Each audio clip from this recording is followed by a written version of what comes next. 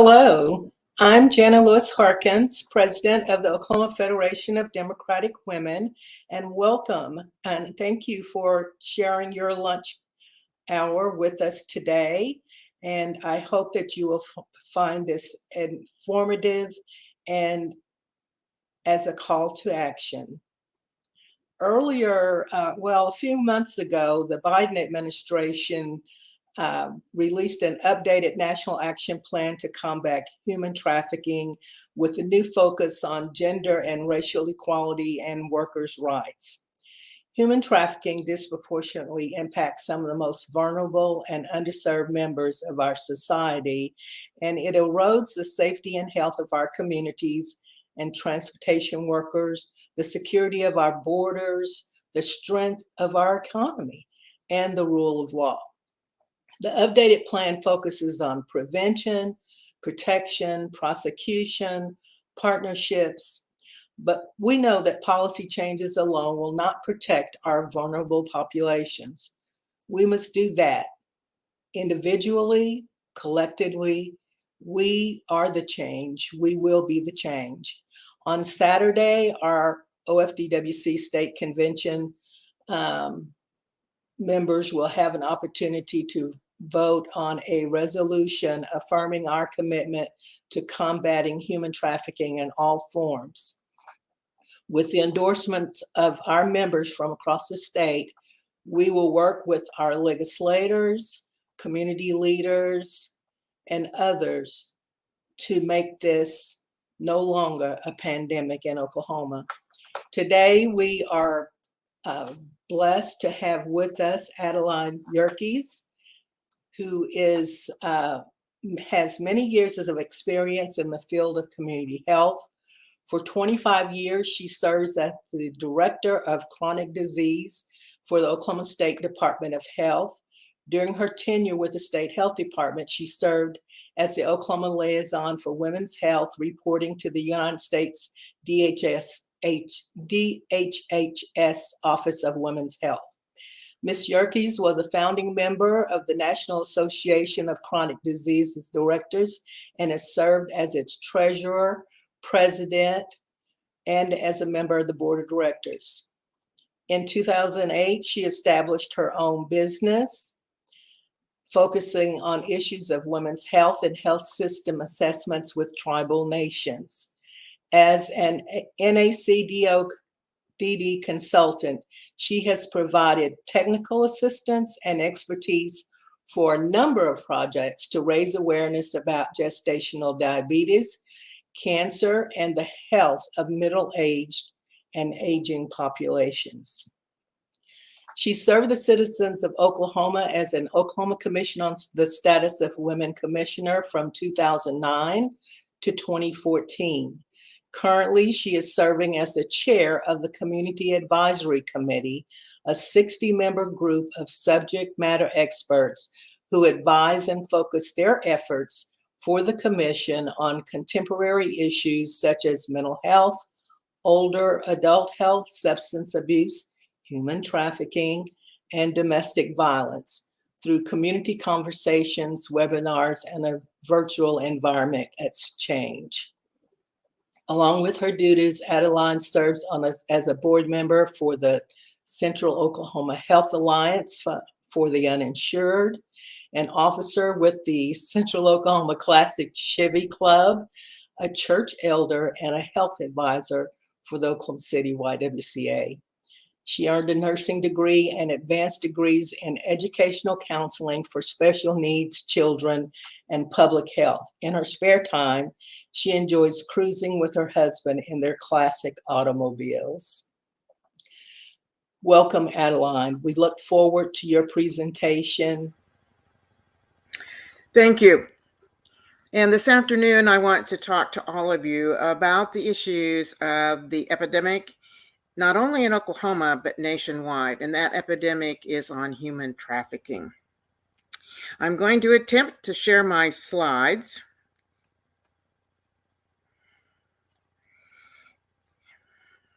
It worked. Very good. Great.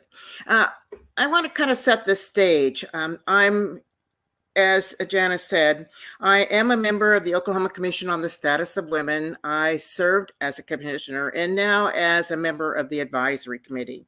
And as that advisory committee, there are some 60 to 90 of us who are subject matter experts that spend a lot of time assisting the commission in meeting their mission, which is to strengthen and empower women in the state of Oklahoma by improving their opportunities and the quality of life for both a stronger and a recognized voice for the women in Oklahoma. The commission is composed of 30 appointed members, and those members need and expect the support of the advisory council, which are the subject matter experts. And the commission was designated through law in 1994 to act as an advisory entity on equality issues, act as a monitor on legislation as to equality, act as a resource and as subject matter experts, and then to conduct meetings across the state to raise awareness of issues that are interesting to the women of the state. And they're very broad. They're all the way from educational to economic, health, all of the different things that compose all of us as women in the state of Oklahoma. And through that, as Janice said, we have topical interests. And those topical interests are reducing the incarceration of women, improving physical and mental health, improving quality of life during the aging years, and improving educational opportunities and economic status.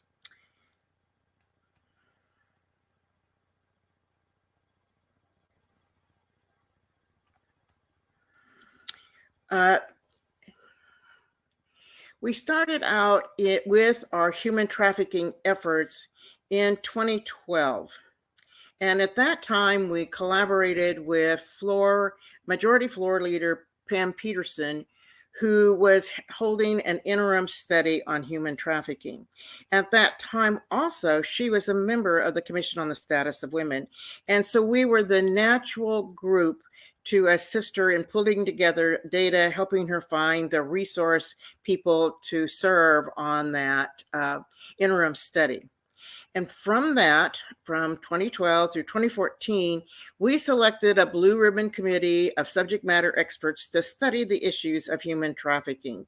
And then in 2014, we conducted a statewide human trafficking summit with some recommendations, which mainly held to what we were able to do at that time, which was continue public relations, make sure that there was public awareness and educational events on human trafficking. Then in 2017 through 2019, it would come up in the various community conversations that we held statewide. And from that, then we determined that there was a real need to focus on the issues of today, not what the issues were in 2014, but what the issues are in 2020. And so we brought together the 3 certified agencies in human trafficking in the state of Oklahoma. We asked for their support. They readily gave it. And a member of each one of those 3 agencies, plus the assistance of Lucy Mahaffey, who is a graduate of OU and who has dedicated her life to the study of human trafficking. She, at the present time, is studying at Cambridge in England on the issues of human trafficking policy, and then human traffic systems changes. And between that group of women, they were able to develop the Oklahoma Strategies, Initiatives, and Solutions, the growing epidemic of human trafficking in Oklahoma, the white paper that we have. This was posted to our website in 2020. And then in 2021, we did a Facebook Live event with those subject matter experts, the 4 women who produced the paper. Actually, there were 5 women who produced the paper because we had the assistance also of a member of the faith-based community and what they were doing. And so the five of them, plus a couple of other members of the membership of the human trafficking workforce, presented this Facebook Live event. And from that, we received a lot of interest. And so in 2022, we held the Stop Human Trafficking Luncheon and Panel. And at that time, the same group of people served as panel experts, plus Senator Darrell Weaver and Representative Daniel Pay. And from that then kind of generates what has been happening in the state and where we're going next. So now I kind of want to share with you the definitions, and from that then we'll go into looking at what are some of the activities in the state. And I at this time need to change the slides, and I hope I can do that. So I'm going to stop the screen for a second and change the slides.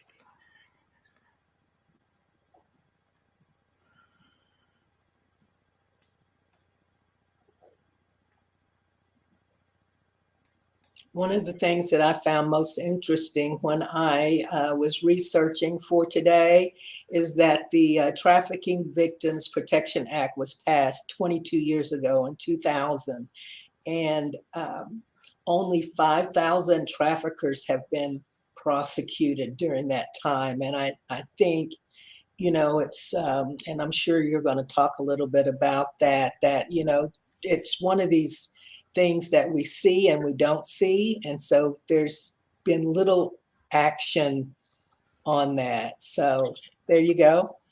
Okay.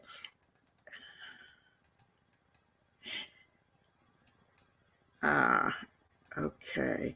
And yes, that's very true. And one of the things that I am going to talk about in just a second is the issue around what we do know as far as statistics and what small amount of statistics are shown, because we do not have common databases in Oklahoma as well as across the nation. And so today, human trafficking is known as modern day slavery. It is the second largest criminal activity in the world and nets $150 billion a year as an industry. And so it's very lucrative. And as we have seen from some of the things being close to the border and some of the border issues, is that those who are experts in labor trafficking and human trafficking are very much alive in what they're doing at the border with the people that are there helping to bring across into the United States. So for sex trafficking, we define that as adults and labor trafficking of adults and children occurring when force, fraud, or coercion is used to engage a person in commercial sex acts or labor. Sex trafficking of the minors is when a minor is compelled to in any way perform a commercial sex act. Now, labor trafficking is the recruitment, harboring, and transportation of persons for labor or services using, again, force, fraud, or coercion into the subjugation to involuntary servitude, or like an indentured servant or slavery.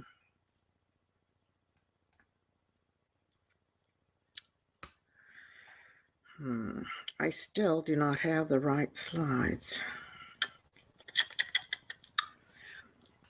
So the white paper, I'm going to go right back to this, and I want to stop and talk just a little bit about what we know about human trafficking.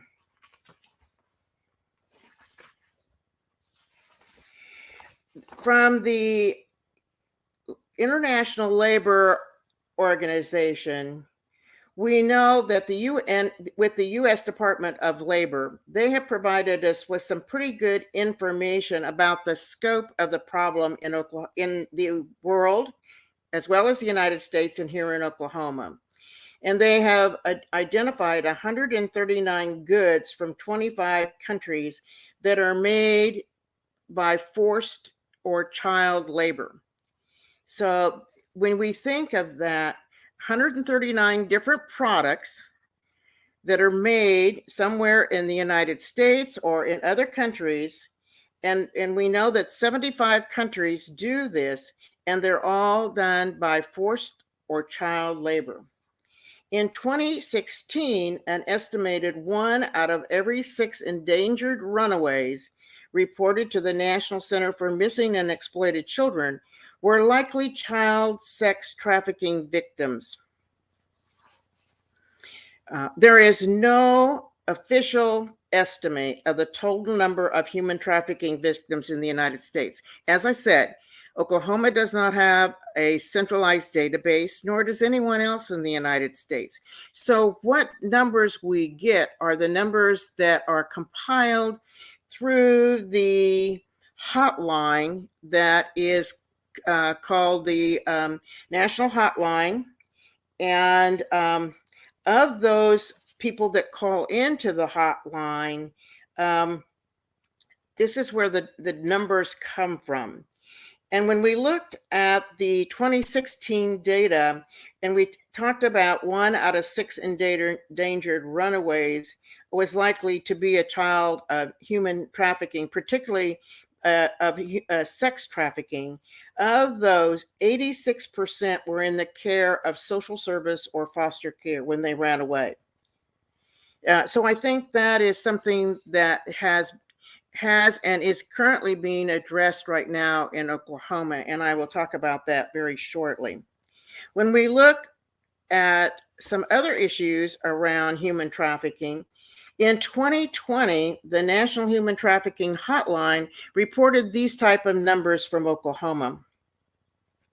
There were about 111 calls that came through that actually were suspicious of human trafficking. There were actually 384 calls that asked for some kind of information or support, and from that they identified the 111 as being potential either labor or sex trafficking. Of that, 77 were either sex or labor, and 5 were purely labor. And then 72 were a combination. And then there were about 15 that were very non-specific. So they weren't able to tell just exactly what type of trafficking was mentioned.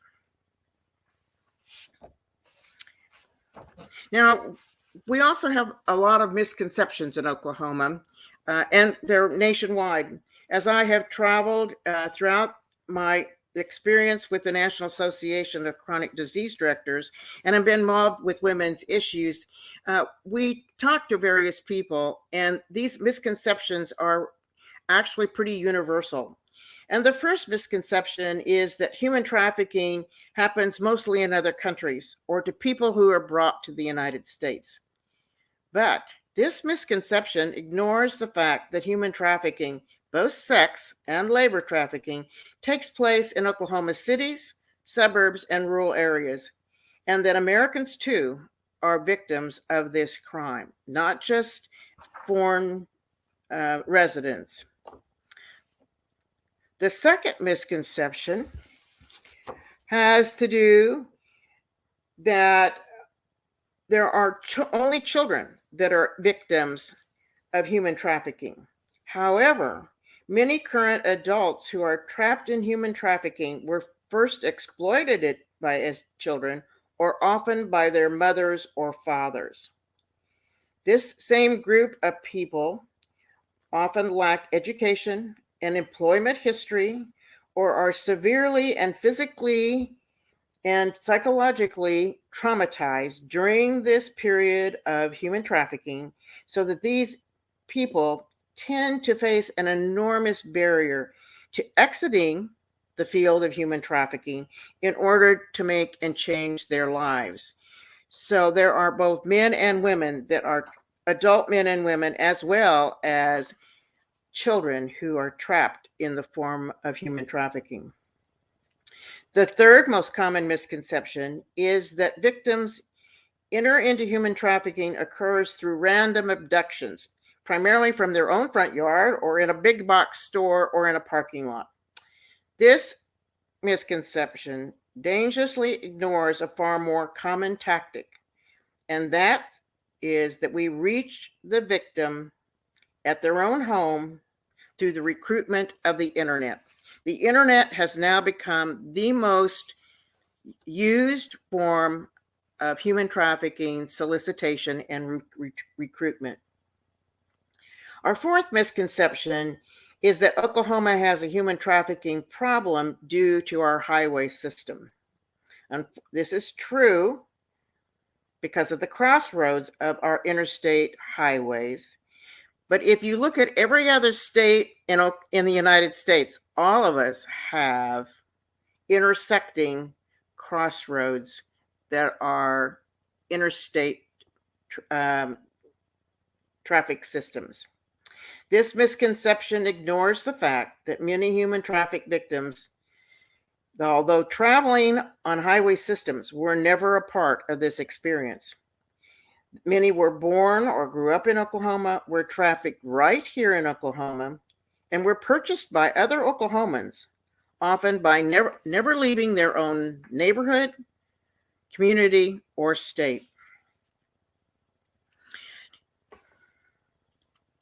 And so as we looked at those issues, we then, as a group, came up with some recommendations. Now, the first recommendation is funding. We found that the most critical need for all of the efforts that are done with human trafficking is the need for funding, not only for these recommendations, but all of the other task forces that are now providing services within the state. And then the next particular recommendation had to do with legislation. We wanted to support legislation that promotes the prosecution of perpetrators of human trafficking, as well as those who buy the services. You can't just cut off one arm of human trafficking. You must cut off both arms. Those that provide the service, but then also those who buy the service. Specifically, we wanted to change certain aspects of several Oklahoma laws, and that was to change the statutes of limitations.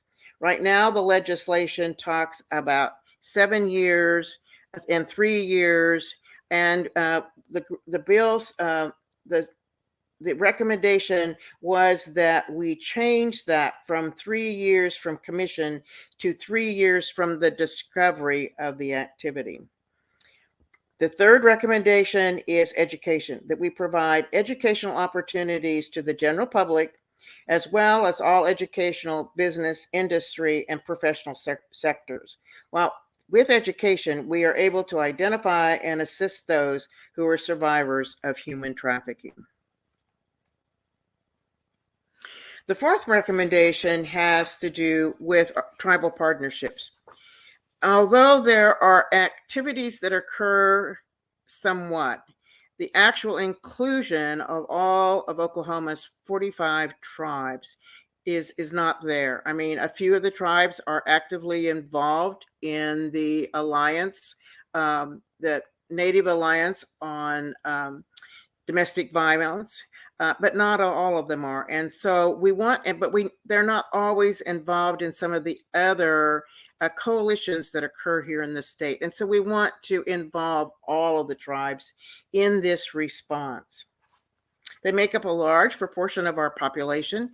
Some 17% of Oklahomans are of Native American descent and or tribal descent. And so they need to be a part of the voice.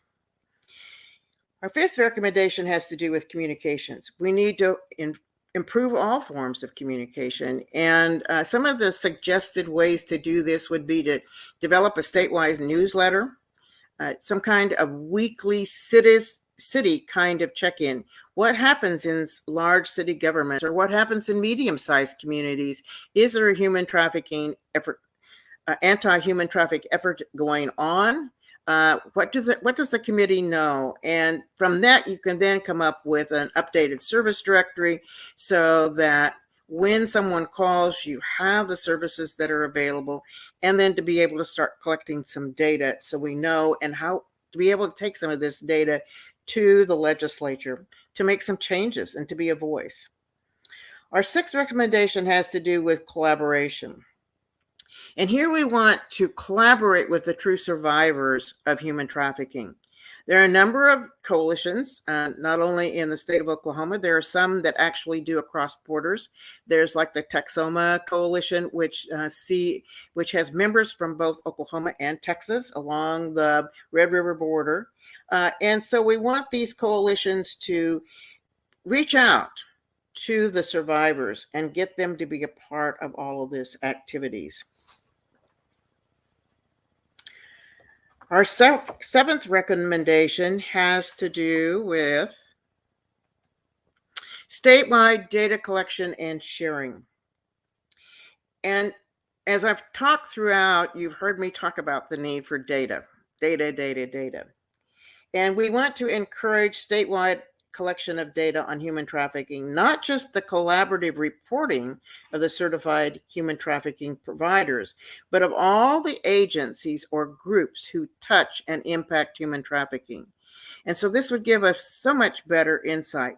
We now have, as I said, only 3 certified human trafficking providers, but there are all types of providers here in the state who touch human trafficking victims and maybe don't even realize it. So this data would give us much better insight as to what is happening in our state. Our 8th strategy is to develop a statewide strategic human trafficking response plan, and to have some 20 through 22 recommendations.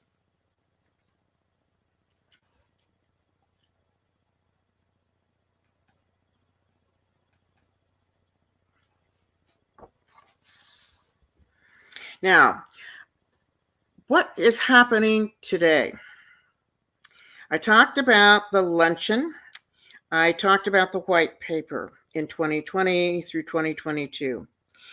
And actually in 2022, there's just been all kinds of activities happening. Actually, it started in 2021, I should say, because through state legislation, they established a statewide advisory task force on the prevention of human trafficking and exploitation. This advisory task force was chaired by Senator Darrell Weaver, and the vice chair was Representative Jeff Boatman. And between the two of them, they invited a number of the state agencies to be a part of their membership. There was a member from the Public Safety Council, the Oklahoma Attorney General's Office. There were district attorney generals and the District Attorney General's Council. There was a member from the Oklahoma State Bureau of Narcotics, Oklahoma State Bureau of Investigation, Department of Human Services, Oklahoma Office of Juvenile Affairs, the Oklahoma Department of Mental Health and Substance Abuse, the Oklahoma State Department of Health, the Oklahoma Association of Chiefs of the Police, the Oklahoma Sheriff's Association, and then the representative and senator. from this task force, they were delegated to do a couple of things. And so to do that work, the task force broke up into two committees. There was a subcommittee on victims support, and there was a subcommittee on data collection. Their task was to figure out how we would identify and support the victims of human trafficking in Oklahoma, and to incorporate a victim-centered approach to the issue. To also talk about a trauma-centered approach for the victims. The data collection task force was to identify the prevalence of human trafficking in Oklahoma. The task force was to recommend the development of a centralized process to collect data and measures that would give us some prevalence of the issue. A lead agency should be designated to develop and maintain an official human trafficking data set in order to serve as a foundation for the state to better understand and make informed decisions on the issue. And while they were looking at the identification of victims through the first subcommittee and then to how to support them, they determined that there were a couple of things. One was to expand the eligibility of existing victim services, and also then to fund the agencies who have targeted human trafficking as their service organization, and to fund these organizations. So this then set up the venue for 7 different pieces of legislation that are now being tracked through the House of Representatives and the Senate.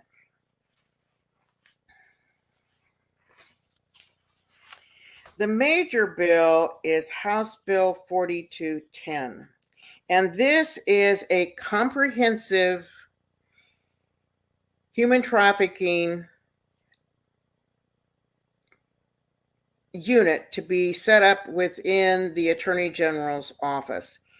And it would entail looking at have various activities and all of the different recommendations that were made through this white paper. And we feel that this has just been key. And at the present time, 4210 has passed the House and is now in the various subcommittees with the Senate. It was passed by the Public Safety Committee and is now being processed in the Appropriations Committee on the Senate side. The bill called for several $1 million to be placed with the Office of the Attorney General, and that comprehensive programming be implemented through those dollars, and that those dollars would also support activities of the various agencies that are now certified human trafficking agencies. As I said, there are 3 certified human trafficking agencies in the state of Oklahoma. One in Oklahoma City, which is called the Dragonfly Home. There is one in the Sand Springs area called, I just had a mental breakdown there, but it'll come to me in a second. Day Springs. It's called Springs. The domestic violence side is still called Day Springs. The human trafficking side is called Springs. And then the third agency is DIVIS, which is the Domestic Intervention Services Organization. And they're in Tulsa. And those 3 agencies are our primary certified agencies at this time. There are several others in the state who are working toward developing a comprehensive program. And comprehensive programming through these 3 agencies is not just providing a safe haven. It means that they provide all different kinds of services for these victims, and to primarily have a hotline so that victims can call in. So all three agencies do have a crisis hotline. Two of the agencies have residential or shelter programs. The third agency has been doing fundraising, because that's primarily how these three agencies operate, is through donations from the general public in trying to develop a shelter.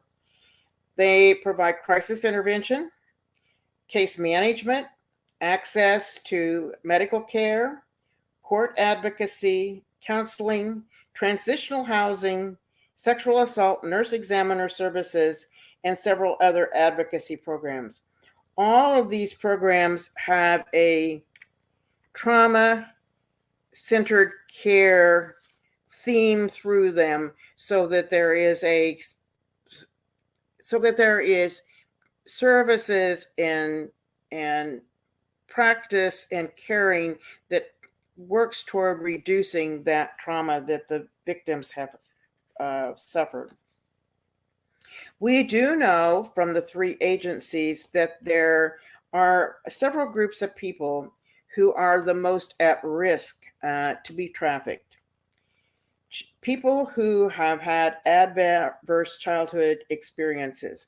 Now, those adverse childhood experiences include neglect, mental health issues of their parents and maybe for themselves, and learning issues. Children who have learning issues many times have low self-esteem and so are very easily trafficked. Where there is multiple divorce within the family, where there are family members who are incarcerated, where there are family members who have substance abuse issues, or where there are members of the family where there is great discord and domestic violence within those families. So those are some of the experiences that these children are exposed to, and therefore can maybe change their lives and make them more victims of human trafficking. Another group has to do with the part of those children and adults who have had or have experienced child protective services, foster care, or group homes. And as we heard earlier from the national hotline, human trafficking hotline, 86% of all of those children that were reported had experienced either living in a child protective service environment or in a foster care or in a group home. Black, Indigenous, people of color are also more likely to be victims, and then people who are identified from the community of the LGBTQIA community. Those four particular groups seem to be the greatest that are being trafficked at this time in Oklahoma. That doesn't mean that this is the same maybe nationwide, but all four of those different groups are victimized as in the United States as we know it as today.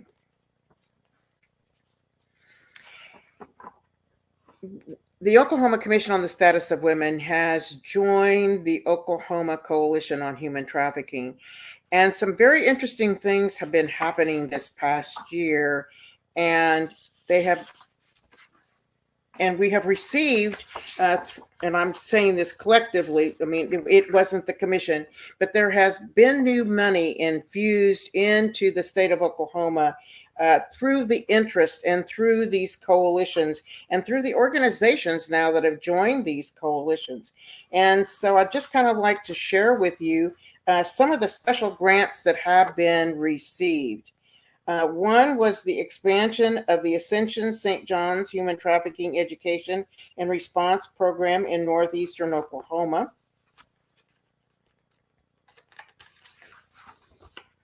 This particular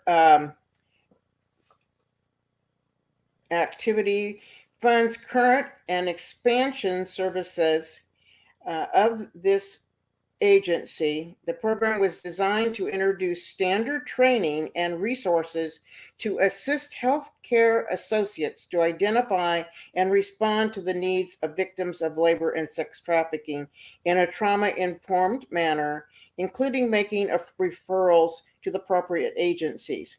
The program serves northeastern Oklahoma and the counties therein, and through this project will fully develop its capacity to serve victims in all areas of the community and to address some of the gaps in services. This funding was for a couple of years. Another new project is Rise Above. This was granted to the Mental Health and Substance Abuse Department, the Oklahoma Department of Mental Health and Substance Abuse. And this was funded to provide housing assistance grants to victims of human trafficking. And they will bring together partners to initiate the Rise Above project, which provides safe housing and support services to victims of human trafficking. This project just was funded quite recently and is just beginning to implement some of its activities. The third organization who's received funds was the Services for Victims of Human Trafficking in Oklahoma City. And the goal of this project is to also support housing assistance for victims of all forms of human trafficking. And so here again, the Oklahoma City area then has some specialized funding for these efforts. So as I've reviewed, there's a number of different things going on. There are 7 pieces of legislation, as I said earlier. House Bill HB 4210 is the one that we're watching most closely.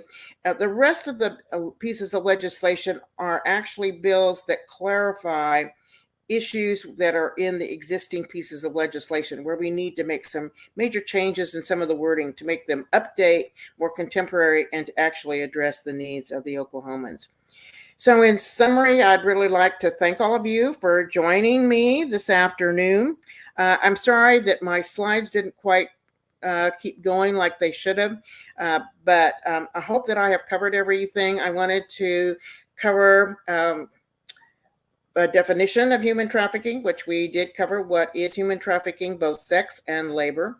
I wanted to kind of talk about what the scope of the problem is, and so I talked about the international problem, the national problem, and our state problem. What are some of the misconceptions? And I went through the 4 basic misconceptions that we have today, and then the 7 recommendations that come from our white paper. The Commission on the Status of Women has posted their white paper. It is still on our website. And so if you've not had a chance to review it, I suggest that you do so. If you want to join some of the coalitions, there are a couple of coalitions here in the state. Many of them are more agency-based, but there are a couple of them that do have general members. And so if you as an interesting person want to join those, contact the Commission on the Status of Women, and we'll help direct you to the coalition that you might want to join. So in summary, I thank you all for having the time to spend your lunch hour with us and appreciate your attendance. Thank you. Back to you, Jana. Thank you, Adeline. I do have a couple of questions. You mentioned both of the pieces of legislation that I've been watching, the House Bill 4210 and then SB, I think 974, maybe, the one that creates the, with the Attorney General's office and the database and everything. Okay, that is House Bill 4210. Okay, well, oh no, 974 is the one about the 3 years from discovery. Yes. So the Senate bill has passed, and it's been almost a month, and it's been assigned to a committee. The House bill, the same thing. Do you have a feel as to how will these actually make it through the other house and to the governor's desk? And what we need to do to make that happen? I think the thing that we need to do as individuals is to contact our legislature ask for updates. And then when the committee members meet, to also be aware who is on the committees, and to meet up with those committee members through an email or a phone call, and ask them to address the issue and to move the issues forward. That's what we do as advocates here in the state. We as individuals push the legislation that we think is important. I can't answer that really. I think everyone was thrilled that it went through the House as quickly as it did, and now it's in the Senate. I think it has real potential. It may pass, but not maybe get all the funding.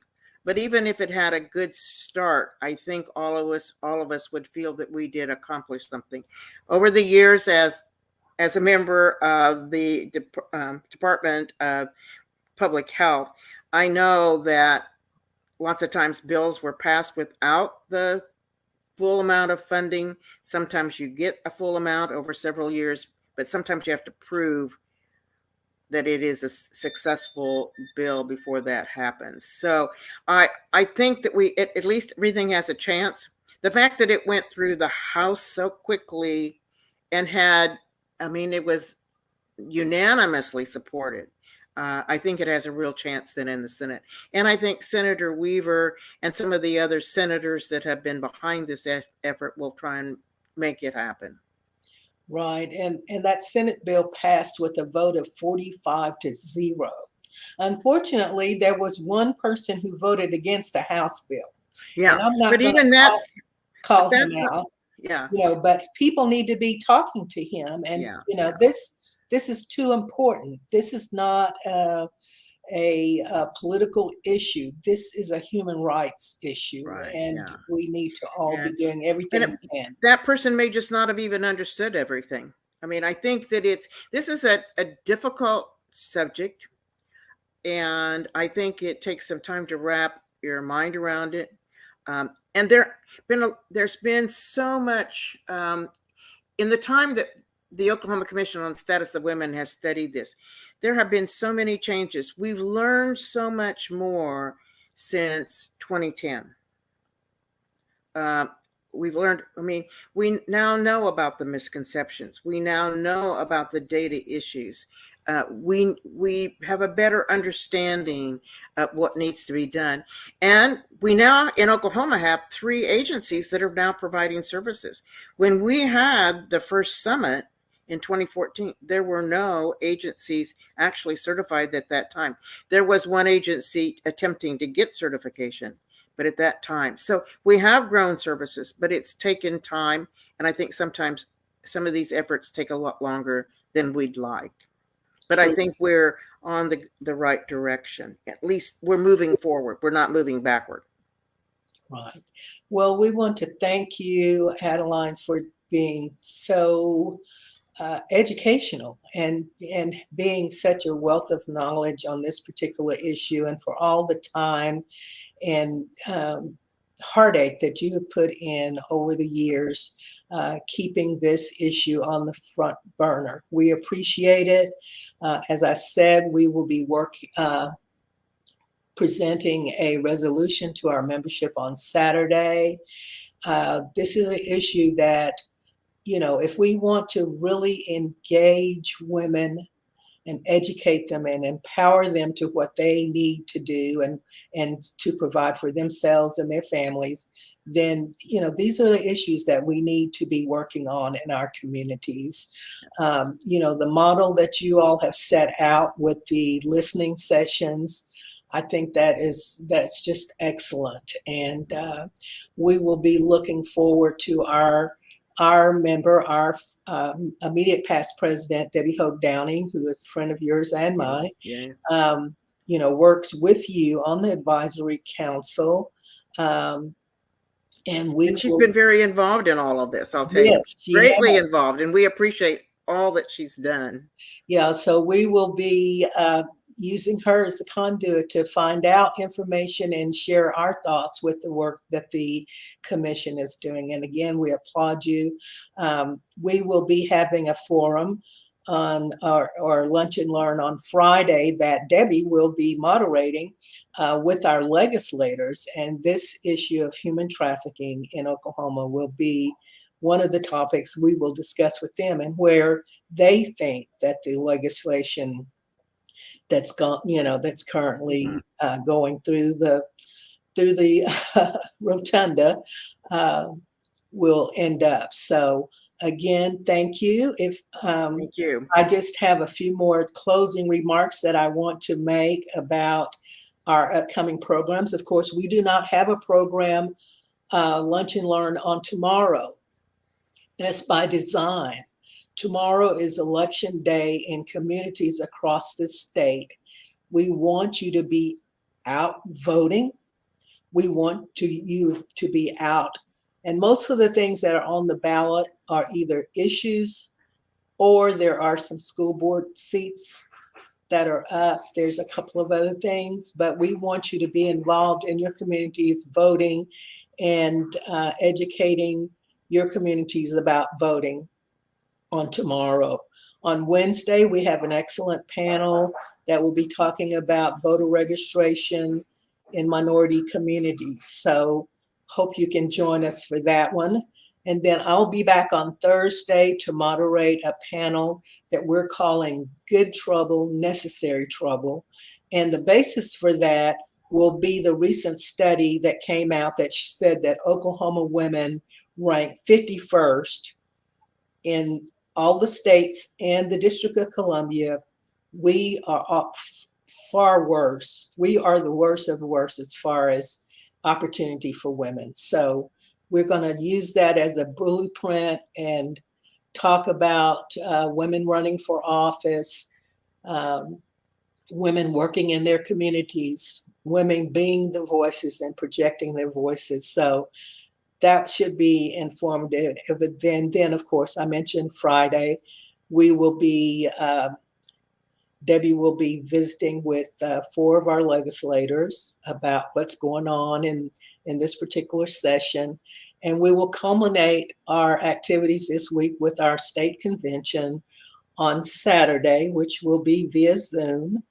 And it is open to the public. So we're going to have some fun. We're going to share some information. We're going to celebrate our membership. So all of that will be available Facebook Live and on our YouTube channel as well. So thank you for joining us for this hour. Again, Adeline, thank you so very, very much. You have been most helpful and have given us some work that we need to do, and we appreciate it very much. See you Wednesday.